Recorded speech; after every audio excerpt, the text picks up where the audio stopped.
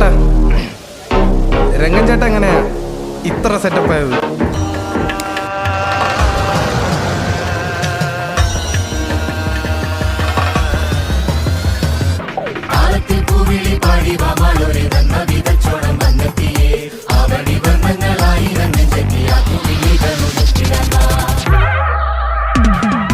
ഓണവിഞ്ഞാണം നടിച്ചു പാടിടുവിനുള്ളതു കൊണ്ടോണം കൊണ്ടാടുവിൻ.